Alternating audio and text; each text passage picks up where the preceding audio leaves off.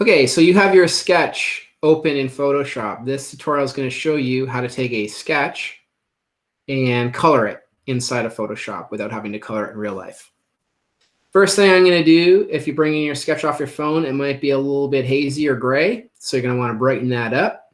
I go down in here into the layer adjustments, levels, one of my favorite adjustments. I use it all the time. Just pump those levels up, get that a little bit brighter. There you go. Another very handy adjustment, if you want your lines to be a little bit brighter, a little tip for you out there is selective color. In the selective color, you can change this from red to black, and you can punch those blocks up. Hopefully it's done that. Let's see down here. Didn't do a whole lot, so sometimes it's not really reading the block, so but it's reading it as neutrals. Let's pump, there you go. So pump the neutrals up there. So it's reading those blocks for whatever reason today as neutrals. So pump those neutrals up, and there you go. There's a little bit of a tip for you. If it's a bit yellow, you can decrease the yellow on your neutrals, right? I bet you it's reading this area as white. So let's go to the whites. Yeah, there you go. So I can decrease the yellow, increase the, I can just kind of tint this around if I want to remove that. So there you go. So now I've got a kind of like more true white, and the blacks are pumped up a bit, and the whole thing's lighter. So this is what it looked like before, and just with the levels and selective color, this is what my drawing looks like now. I'm going to shift select all those. I'm going to right click. I'm going to merge those layers together.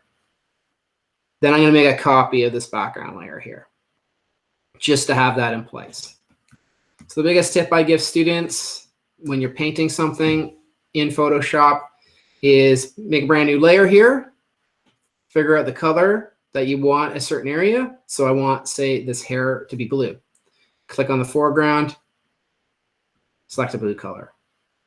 Go to the brush tool. Now I've got this in all sort of, I picked some texture brushes. I'm going to get out of the texture brushes, but you can use texture brushes. You can explore Photoshop and the texture brushes all you want. They're amazing. I'm going to go here to the general airbrush, the soft round. I'm going to increase that brush size. So the bracket keys beside the P key, or where the quick keys to increase and decrease your brush size. You want to do it the long way. Right here. There's the size. Or the bracket keys beside the P key. I'm just going to do a real sloppy job here. Color that in. There you go. The tip is you can also lower the opacity. If you want this to look like a watercolor, you can lower the opacity. You can also change the blending mode. You can change that to multiply. Or you can change it to overlay or soft light, depending on what you want, or hard light. You see how all these blending modes kind of change the nature of the color? So if you want to keep that kind of blue, I typically don't use normal. I'd probably use multiply. I'll darken the blue a little bit, but it kind of pumps up the darks, your line work. Or it looked like hard light was doing kind of a cool job if you want a little bit lighter, right? But it does change the nature of the blue. So I'm going to stick with multiply.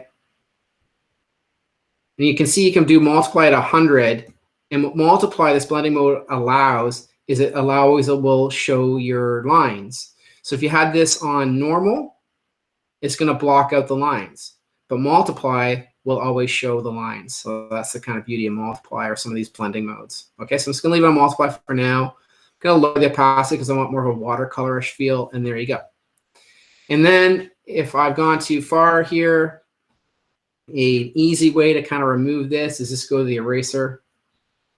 In the eraser, pick the soft erase, and then you can start erasing away. And lower the opacity of the eraser. Don't forget about that. You can use the eraser like you're painting as well, and kind of like blend that away. I'll show you more complex ways of dealing with this down the road, but for now, that will get you started kind of like painting your things inside of the program, right? The other thing, I'm going to make a copy of this. I'm going to show you another tip. So if I go to this painted layer here, and in Photoshop, I want to see if I want to brighten or darken parts of this quickly. You can go to dodge and burn. So I'm going to go to dodge here. and increase the exposure. And you can see it starts dodging it in there, right? So you can actually, by dodging, you are lightening an area. I did that way too much, but it can be much more subtle. I'm going to delete that because that did something I didn't want it to do necessarily. I'm going to make another copy of this, and I'm going to try burning.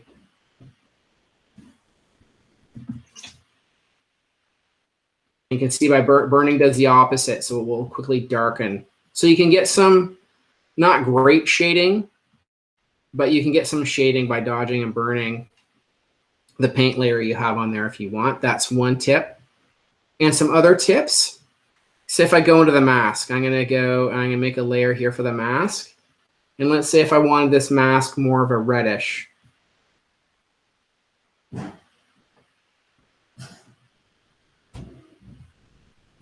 Go to the brush.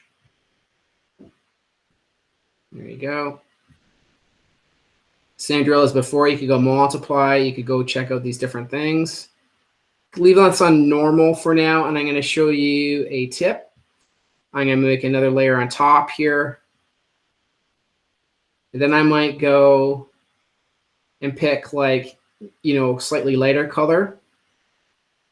And I could go to the brush. I want to lighten up this side here like this. I could start throwing that in here. I can lower that opacity a little bit. You can also go to the smudge tool here, and I can start smudging this around if I need to.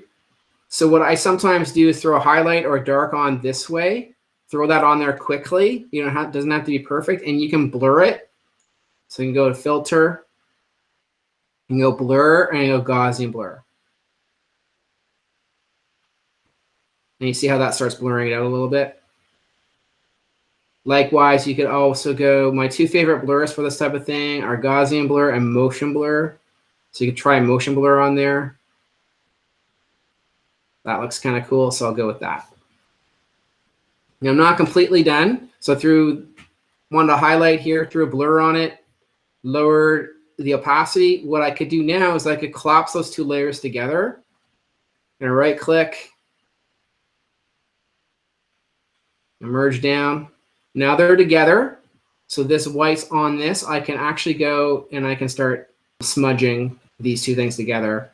I don't like to go really high with the smudge. I usually keep it around 30, but in this case, I might jack it up to 50.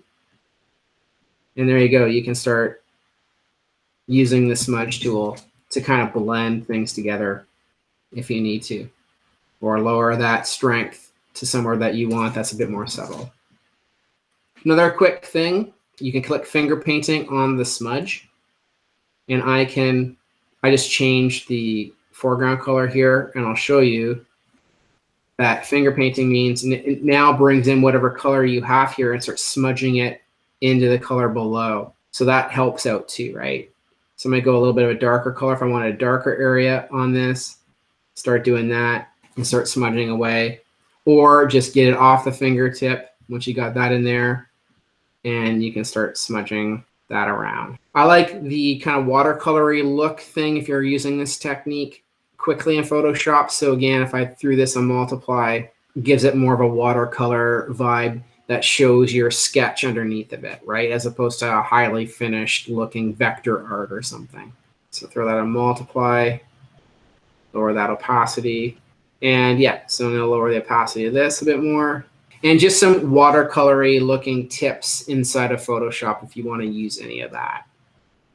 Okay, so Vlad suggested this instead of having to erase. You can come in here, you can go to the magic wand, and then you can select in here where your line work is, and that'll make this a selection. If you've got something here that's a little bit messy, I think you can hold down the Alt. Try getting that. There you go, it worked better that time. So I just clicked in a new area. So now it's perfectly selected. Then if I make a new layer, because this is a selection, it will paint inside the selection there. Let's make his hair green this time. There you go. Go to the brush tool here. And there you go. When you make that selection, it will just paint right inside the line there. And then when you're done that's selected, you hit Control D. So you go to select, you want to deselect. I'm on a Mac, so it's Command D. If you're on a PC, it's Control D is the quick key. So you just deselect that, and it's colored in. Thanks for that selection, Vlad. That was awesome. So now, picking up on that, if I go here, back to the magic wand, oops, wrong one. Select that. I usually make new layers for the things I want to fill it in. I want to make this area here blue. I could actually just go to the paint bucket and fill that in. So you can paint it or fill it in, and you're done. And that's another quick way of painting. So there you go.